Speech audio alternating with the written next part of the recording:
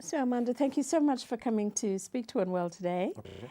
And we were talking earlier about the Iraq War and the sense of where people were at in terms of being able to speak up about this. And that seems to be reflected in your film In the Loop as well, about people being afraid to speak. Could you say something about Well, I it? think there was an enormous amount of frustration on the part of the public. You know, in the UK, the biggest demonstration against the war was the march, where about 1.5 million people went on a march through London, very well-behaved, coordinated, all sectors of society, all fringes and centrist groups, and you know there was no sense of it being hijacked by one political organisation or another.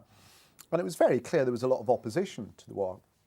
And I was struck by the comment that a government spokesman made later that evening when told that 1.5 million people had marched against the war, when he said, well, there are 60 million people in Britain, so that means that 58.5 didn't march against the war. You just think, that's not really how it works. I think each demonstrator there is representative of, you know, 100,000 more who live elsewhere and who felt they couldn't. I felt, you know, when the Queen Mother died about 4 or 5 years ago, 100,000 people queued up to pay their respects, go past her coffin. That didn't mean to say that 59,900,000 weren't interested. And I found that deeply frustrating, this level of arrogance that politicians feel that once they're in power, they can ride over public opinion. And I think in the build-up to the invasion of Iraq, we got a very clear sense that something wasn't quite right. They weren't quite telling us all the facts. As it emerged, there weren't really that many facts. There was hardly any evidence. What evidence there was exaggerated, in some cases falsified, or found off just one unreliable source. And yet, I feel that the Fourth Estate, the media, didn't do its job, wasn't forensic enough, wasn't asking the tough questions, were taking a lot of politicians at face value. And you then ended up with that strange situation not long after the invasion, when they discovered there were no weapons of mass destruction, that pathetic situation of august organs like the New York Times and the Washington Post apologising on its front pages to its readers for getting it so wrong. And what also struck me was some of the papers actually were rather indignant that somehow the politicians should have told them the truth. Yes. As though they were, you know, 4-year-olds. Yes. And also the way they patronised the people who did get it right, the people who did march. And even long after, years later, I remember writing a furious letter once to somebody, talking about the sloganisers, the Stop the War sloganisers. Hang on a minute, we were the ones who turned out to be right. At least be a little respectful. When I was researching the film, I met the only congresswoman in the House of Congress, the House of Representatives, to vote against the invasion of Iraq. And she was telling me, like, for 2 or 3 years, the level of abuse she was getting. Really? And now she's hailed as having great foresight. You know, Obama gets elected because what distinguished him from, say, Hillary Clinton was that he criticised the war. Absolutely. He wasn't in the Senate when the war decision was made. It would have been interesting to know how he would have voted if put to the test like that. But at least he was able to say, and it to be seen as a virtue, that he had been against the war. And another interesting thing, I think, is that, you know, the politicians seem to think, oh, well, we made a slip up here, but it's okay, they'll forget. Yeah. But they haven't forgotten. They haven't. And I think what is interesting is that the type of relationship between politicians and the media that existed in 2003 is radically different from how it is now. I think then politicians felt they could control the media. They had this, I know it happened a lot in the UK, politicians courted certain journalists and certain newspapers and certain newspaper editors and proprietors. Morgan for a start, and Rupert Murdoch. And agreed an exchange of information. You know, we'll tell you this if you go easy on us on that. We'll give you an exclusive on, you know, you can see the Prime Minister's wife in her dressing gown and slippers if you don't criticise us for our, trade union legislation or whatever. And there was that sort of to and fro. And certain journalists bought into it because they felt, we've got to be able to file a story in a year's time about what's going on. So I don't want to blow all my sources. So if we agree this, we'll get this in return. Yeah. Now, I think also there was an assumption from politicians that the public couldn't really do much about it. Yeah. There were only there was a finite number of newspapers, finite number of TV channels covering with news outlets, and that's it. And what's happened since then is that it's become infinite. Yeah. You can access information from anywhere in the world. Yeah. You can place any sort of information up to anyone in the world. Now, that comes with its own risks in that it's easy for a story that has absolutely no bearing on reality whatsoever to gain momentum and traction, as they call it, because it's appeared on some blog somewhere and then another blogger has picked up on it and it runs out of control.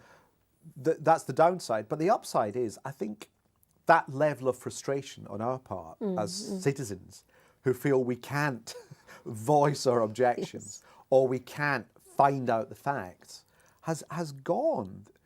It's so much easier now to just little things. If you have the slightest suspicion that something a politician is saying doesn't quite chime with something you vaguely remember them saying a year ago. You can look it up. You can look it up. In the past, you had to go down to the library, you had to call up, it was a lot of hassle. If you lived away from the nearest reference library, if you didn't have access to, a journalist's phone number or a researcher or something, it was impossible. But now you can look it up. You're your own researcher. Yeah. And you have your own library. That, also the fact that you can, if you object to something and you want to voice some level of protest, you can put something up on Facebook saying, join me if you object to this. And not saying that you're going to change the world, but every now and then, one of these campaigns that seems to have emerged from nowhere gains enough momentum that it actually does make an effect.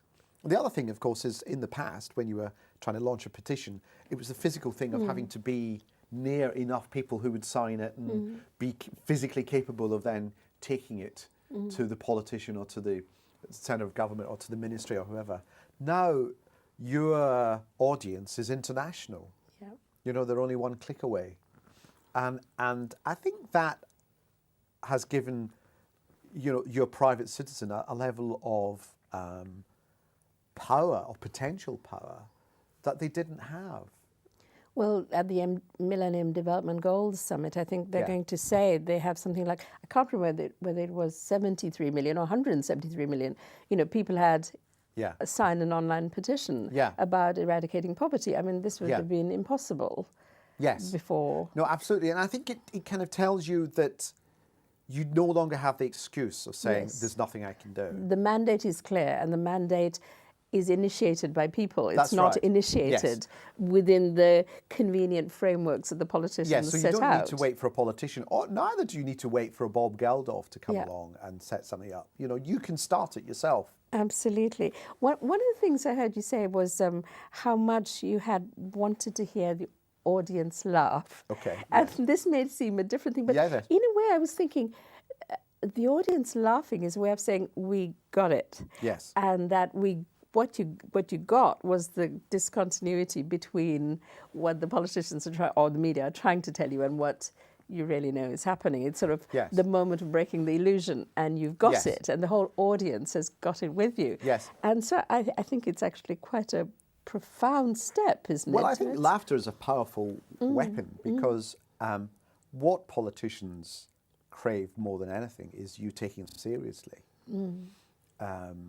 If they, by what they say, if you don't believe what they say, if you find what they do ridiculous, then no matter how much power they have, it becomes difficult to wield that power. I mean, this goes right back to, Julius Caesar and the greatest figures in sort of ancient Rome knew that no matter how much money and wealth and legions they had, if people in Rome didn't take them seriously, if their reputation was ridiculed, they couldn't govern. So you're really doing a Mark Antony on the politicians. Dickens and Mark Antony. That's quite a... I hadn't seen myself as that, but but I it think is that something like that, idea isn't it? of and I find comedy. You know, my natural disposition is to be funny about something, but I find why shouldn't we make comedy about a war or political failings? You know, if people are laughing at it, then and it is true at the same time, then that's telling politicians really what people think of them. They've seen through them. Through. That's wonderful. Well, thank you so much, Armando.